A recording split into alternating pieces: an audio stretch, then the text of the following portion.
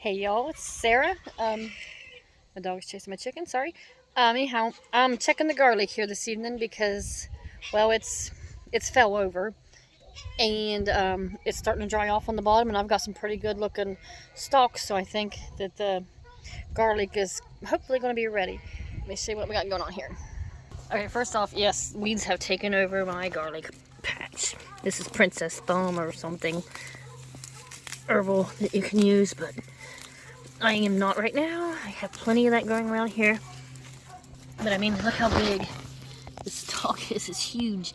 And it's also kind of soft, but you can see it got some dead leaves here. A couple dead leaves there, dead leaves here, but I mean, it's just falling over and stuff. So I'm assuming it's ready to go. And I've got my garden fork because it is easier to check your garlic with that as compared. That way you don't want to just pull it because you'll break it off, and you need the stems to stay on there while it's curing. So let's see how big this is. Maybe.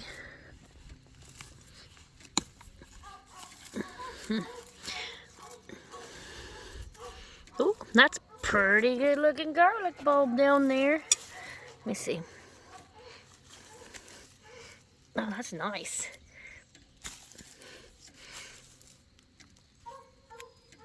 Oh, shot myself in the head.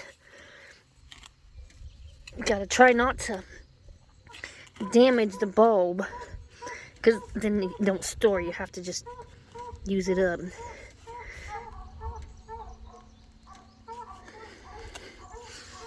Man, at this rate, I'm gonna be forever having 62 of these things.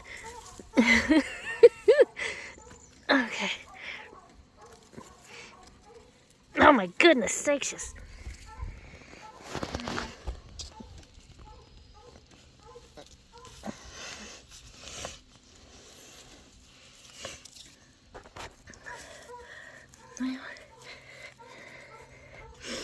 Soil's a little hard.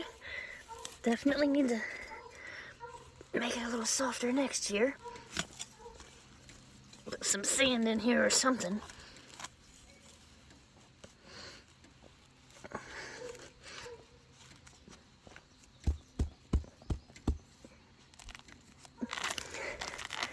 Oh, God.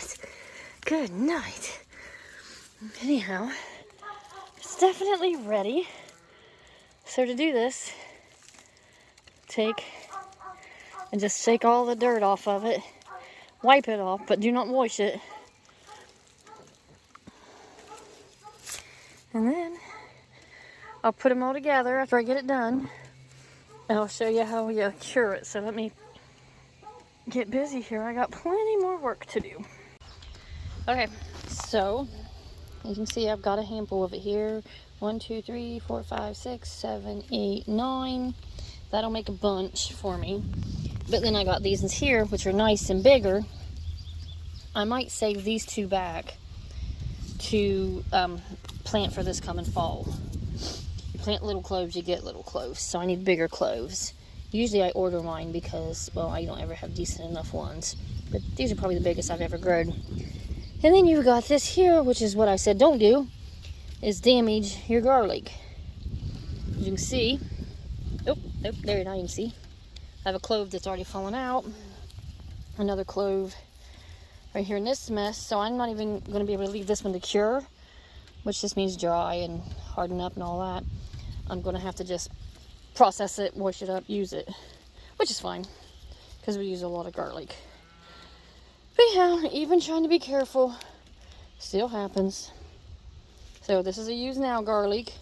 These two here, I'll probably put up to cure to plant this coming fall. They're nice, decent sized ones. They got a heck of a root system on them. And then these here bunch, I'm gonna put together to hang to harden. I'm gonna put 8 to 10 or so together. As you can see, there's a lot smaller ones. Anyhow, I'll hang them up and I'll show you what I'm talking about here in just a minute. Okay, so I got the garlic bunch together here, and I found another one where I did damage it too. It's not as bad, but it's on a little dinky bulb clove right there. So that'll be processed up too, which is fine because like I said, we use it. Now, get some rope, twine, string, whatever you have. And you're just going to literally tie this up together like so. Not super tight that, you know, it damages it. Or you can leave it lay flat on a screen. But I don't have a screen no more. Mom, see, where does it go? I gotta go too. Okay, ready, set, go. Anyhow, my kid is racing herself. Anyhow, get it tied up. Mommy, not yet. Okay, baby, let me know when. Ready, set, go, go, go. Woo, you're so fast. Yeah, I got it tied up here, or stringed up. And then you literally just take it and hang it from the string here or wherever. Like, I'll usually just put it, like loop it through this little loopy thing I got. And hang it bulbs down while it dries. Unless you laid it flat on a screen, and then just individually lay them out so that they get plenty of air circulation through them. 3-4 weeks till it's good and dry. Hold on a minute, baby. Till it's good and dry.